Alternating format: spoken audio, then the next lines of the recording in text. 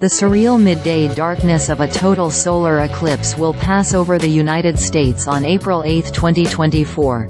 And there's plenty you should know before the big day, which won't happen again for about 2 decades.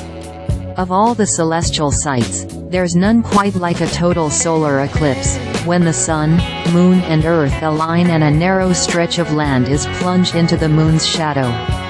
But seeing the sight for yourself requires some planning. You'll want to know where the path of totality is, how to get protective glasses, how bad traffic will be and many other things. Read on for answers for all your eclipse questions, including how to watch the eclipse, understand the eclipse and stay safe during the eclipse. There are a few ways of watching the eclipse.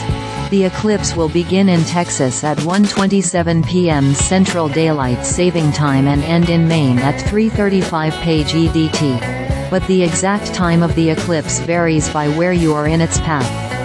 You can search by zip code to find the exact time for your location. All of the lower 48 U.S. states will see the moon at least clip the sun, but that sight is a trifle compared to being in the path of totality. Because the narrow path includes or is near some of the nation's largest cities, expect millions of people to crowd into a band of land a little over 100 miles wide that spans from the Texas-Mexico border to the Maine-Canada border.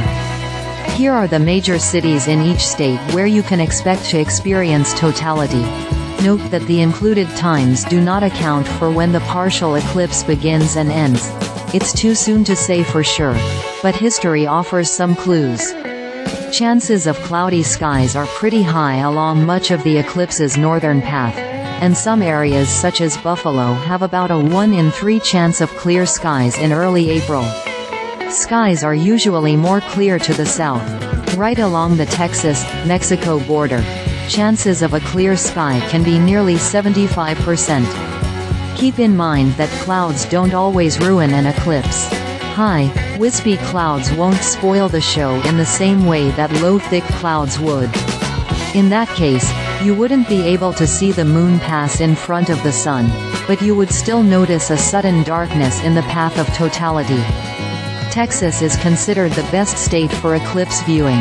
There's a good chance the skies will be clear and its location along the southern path of the eclipse means totality will last a little longer. Most likely, yes, especially after the eclipse ends. Millions of people will crowd into the narrow path of totality.